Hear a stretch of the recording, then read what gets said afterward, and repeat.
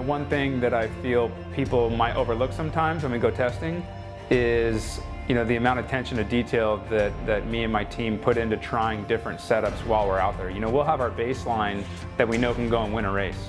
But then I'll always try a couple things on different sides of the pendulum when we're out there, just to make sure. I could turn a tube and make a little crossover ring adjustment, and it actually, works a lot better. And had I not been willing to try that, I would never know.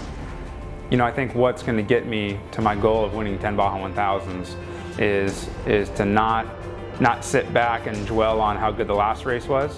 It's going to be what can we do to improve for the next race. And I feel like, I'm teamed with sponsors and partners today who believe in the same thing that I do. And we're always trying to push the envelope. And with suspension being, one of the biggest factors on the race car, I feel like that's really what's going to help push me and catapult me to 10 Baja 1000 wins. So this is a different version than when you first came out, because you first came out, they were smaller reservoirs. Right. Would you? So the old one, we didn't force all the fluid to take one direction. So it came in here and it dropped in the bottom, and then it picked up here in the top. So really all this volume is the same, it's just mixing together. Mm-hmm. We tried to control it by dropping it in at the bottom and the pickup here. But now with the new one, the cooler is connected to a bypass circuit.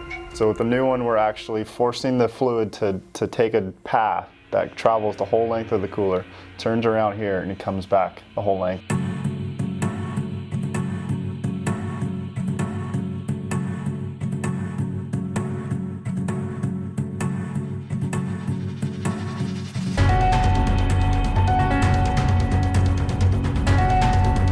Compression, in layman's terms, is controlling the dampening of the shock. So when you're jumping the truck into a deep ditch or something, how much compression you have determines whether that's going to bottom out and upset the truck or whether it's going to soak it up. When you're in a whoop section and the camera's filming next to me, I'm looking to see if the wheel is dropping out fast enough and hitting every hole. Because if it is, then the rebound is sufficient and the wheel is allowed to drop.